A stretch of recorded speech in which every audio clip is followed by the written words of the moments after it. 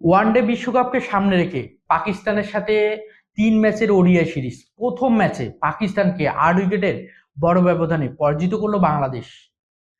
বলতে পারেন যারা স্কোর বোর্ড দেখবেন, বলতে পারেন যারা স্টেডিয়ামের নামটা শুনবেন, হয়তোবা ধরেই নিবেন যে ধান ক্ষেতের উইকেট। কিন্তু যারা প্রকৃতপক্ষে পুরো ম্যাচটা দেখেছে তারাই বলতে পারবে এটা ধান ক্ষেতের কোনো উইকেট ছিল না। আমরা যদি পাকিস্তানের ব্যাটিং ডিসপ্লে দেখি, বোলিং ডিসপ্লে দেখি, অপরদিকে বাংলাদেশের যদি বোলিং প্লাস ব্যাটিং ডিসপ্লে দেখি, তাহলে কিন্তু অনেকটা পরিষ্কার হবে যে এটা ধান ক্ষেতের উইকেট ছিল না। একদিকে পাকিস্তানের উইকেট ক্লস, অন্যদিকে বাংলাদেশ যেভাবে প্রতি ওভারে 8-10 করে যেভাবে রান নিয়ে 15 ওভারের মধ্যেই ম্যাচটা শেষ করলো 115 রান টার্গেটে ব্যাট করতে নেমে, আপনি কিন্তু এটাকে ধান ক্ষেতের উইকেট বলতে পারবেন না। বলতে গেলে পাকিস্তানের ব্যাটাররা উইকেটের ধরনটা বুঝতে পারেনি, উইকেটের চরিত্রটা বুঝতে পারেনি, তারা সেভাবে প্রপার এক্সিকিউটটা করতে পারেনি। একদিকে 41 রানে প্রথম উইকেটের পতন, তারা কিন্তু শুরু থেকে দারুণ ব্যাট করতেছিল। প্রথম 3জন বলার বাংলাদেশের মুস্তাফিজুর রহমান এবং প্রথম 3জন বলার কিন্তু খুব ভালো সুবিধা করতে পারেনি তাসকিন, মুস্তাফিজ, মেহেদী হাসান মিরাজ। চতুর্থ বলার হিসেবে নাহিদ রানা আসলেন আগুন ঝরানো বোলিংয়ে। প্রথম 5 ওভারে 5টি উইকেট পাকিস্তানের পতন ঘটলো এবং একটা সময় মনে হচ্ছিল যে পাকিস্তান মনে হয় 100 রান করতে পারবে না, যখন 81 এবং 82 রানের মধ্যে অষ্টম এবং নবম উইকেটের পতন ঘটলো এবং শুরুটা হয়েছিল 41 রানে প্রথম উইকেটের পতন। আমরা যদি নাহিদ রানার 5টা উইকেট, অপরদিকে মেহেদী হাসান মিরাজের 3টা উইকেট এবং 2জন যে মূল পেসার, যাদেরকে আমি নাহিদ রানার পরেও মূল পেসার হিসেবে যাদেরকে ধরা হয়, একদিকে তাসকিন আহমেদ এবং মুস্তাফিজ খুব সুবিধা করতে পারেনি, কিন্তু প্রত্যেকে একটি করে উইকেট নিয়েছে।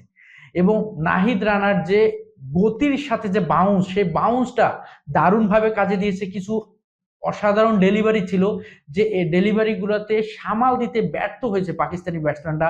সালমান আলী আগা, মোহাম্মদ রিজওয়ান এবং সাহেবজাদা ফারহান, যে Sahibzada Farhan last T20 world কাপে সর্বোচ্চ রান করেছেন সাহেবজাদা ফারহান। তার যদি আউটটা আমি একবার দেখি, আউটসাইড দ্য অফ স্টাম্প বল করেছেন, একটা বাউন্স ছিল, পয়েন্টে যেভাবে আফিফের হাতে ক্যাচ ছিল, আমরা বরাবরই জানি Sahibzada Farhan outside the of স্টাম্পে বলে অনেকটা দুর্বল, তিনি বারবার এই ধরনের বলগুলাতে বিট হন এবং সেরকমটাই হয়েছেন। প্রপারলি ভাবে নাহিদ রানা প্রপারলি ভাবে তার প্ল্যানটাকে এক্সিকিউট করতে পেরেছেন। এটাই নাহিদ রানার কিন্তু ভালো একটা, এবং ক্যারিয়ারে বলতে গেলে প্রথম ফাইফার তুলে নিলেন নাহিদ রানা। 7 ওভারে 29 রান দিয়ে 5 উইকেট, মেহেদী হাসান মিরাজ 3টা। বলতে গেলে পেস বলার নিয়েছে 60টি উইকেট, অপরদিকে স্পিন নিয়েছে 3টি উইকেট। আপনি এটাকে ধান ক্ষেত বলতে পারবেন না, কারণ উইকেটে কিন্তু স্পিনরা ভালো কোনো ভূমিকা রাখতে পারেনি এবং স্পিনের উপরেই বাংলাদেশের বোলিং সাইডটা কিন্তু ডিপেন্ড করেনি। একদিকে পেসাররা উইকেট নিয়েছেন এবং অপর দিকে যদি পাকিস্তানের স্পিনের দিকে যাই, আবরার আহমেদও খুব ভালো সুবিধা করতে পারেনি এবং সেখানে শাহিন শাহ আফ্রিদিকে যেভাবে অ্যাটাক করা হয়েছে একের পর, এবং বাংলাদেশের তানজিদ হাসান তামিম 42 বলে 67 রানের যে ইনিংসটা খেলেছেন, অপরাজিত থেকেছেন, দুর্দান্ত ছিল। এবং আমরা শান্ত 33 বলে 27, সেখানে 109 রানে যখন 2টি উইকেটের পতন, পরে 15.1 ওভারের মধ্যে খেলা শেষ, বাংলাদেশ 8 উইকেটের একটা জয় তুলে নেয়। এবং আমরা যদি আরেকটা আউটের কথা, আমরা যদি স্পেশালি ভাবে 2টা আউটের কথা বলি, যেহেতু সাহেবজাদা ফারহানের আউটটা নিয়ে কথা বললাম, সালমান আলী আগা ফরওয়ার্ড শর্ট লেগে যেভাবে তানজিদ হাসান তামিমকে একজন গতির 140 কিলোমিটার/আওয়ার বল করে থাকেন গতিতে, সেইখানে সেই বলারের বিপক্ষে যখন ফরওয়ার্ড শট লেগে তানজিদ হাসান তামিমকে ফিল্ডিং এ আনা হলো, কি একটা প্ল্যান করলো, সেখানেই সালমান আলী আগা যেভাবে আউটটা হয়ে গেলেন, অবিশ্বাস্য। এখানে মেহেদী হাসান মিরাজের আপনি কিন্তু প্রশংসা করতে হবে তার এই প্ল্যানিংটা নিয়ে, তার এই ফিল্ডিং এর যে প্ল্যানটা তিনি করলেন, যেভাবে নাহিদ রানা সেই প্ল্যান মতো প্রপার এক্সিকিউট করলেন, বলটা ডেলিভারি করলেন, সালমান আলী আগা সেই ফাঁদেই পা দিলেন, আউট হয়ে গেলেন।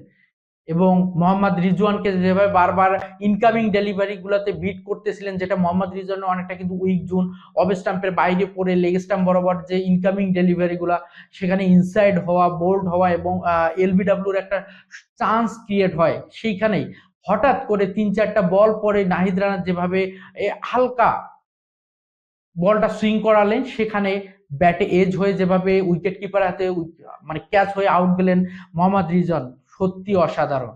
তো এই তিনটা আউট কিন্তু স্পেশালি ভাবে বলে দেয়, অবশ্যই ক্রেডিটটা কিন্তু বাংলাদেশের বলারদের দিতে হবে স্পেশালি ভাবে। নাহিদ রানার গতি এবং বাউন্সের কাছে পরাস্ত পুরো পাকিস্তান ক্রিকেট টিম, এবং সেখানে 115 রানের টার্গেট সহজেই বাংলাদেশ সেই রানটা তারা করতে পেরেছে, এবং বাংলাদেশ যেভাবে 115 রান ডমিনেট করে জিতেছে, কোনো ধীর গতির ক্রিকেট খেলেনি, কোনো উইকেট হারাতে থাকেনি, এবং যেভাবে আমরা দেখি যখন বাংলাদেশ এরকম ছোট লক্ষ্যগুলো তারা করতে নামে, ধীর গতিতে খেলতে গিয়ে উইকেট হারায়, এবং দেখা যায় একটা সময় বাংলাদেশ প্রেসারে পড়ে বা 3-4টা 5-6টা উইকেট বাংলাদেশের চলে যায়, ম্যাচটা দেখা যায় যে 3-4 উইকেটের মধ্যে বাংলাদেশ জয়লাভ করে। কিন্তু আজকের ম্যাচে পুরো চিত্রটা ছিল ভিন্ন, এবং বাংলাদেশ যে ব্যাটিং ডিসপ্লে দেখিয়েছে সেটা অবশ্যই বাংলাদেশের ব্যাটিং, এখানে ধান ক্ষেতের উইকেট বলার কোনো অপশন নাই।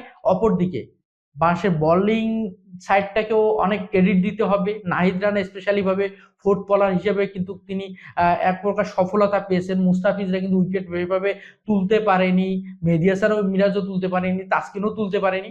অপরদিকে পাকিস্তানের শক্তিশালী বোলারদের বিপক্ষে তানজিদ হাসান তামিমের যে বিধ্বংসী ব্যাটিং, সেটাও কিন্তু অবশ্যই প্রশংসার দাবিদার। এবং বাংলাদেশ 1-0-তে এগিয়ে গেল। যে সেকেন্ড এবং থার্ড ওডিআই ম্যাচ, যে কোনো একটি ম্যাচ বাংলাদেশ জয়লাভ করলেই সিরিজটা তাদের নিজেদের করে নিবে, এবং দুটো ম্যাচে যদি বাংলাদেশ পাকিস্তানকে হারাতে পারে তাহলে পাকিস্তানকে হোয়াইট ওয়াশের লজ্জায় ডুবাতে পারবে বাংলাদেশ।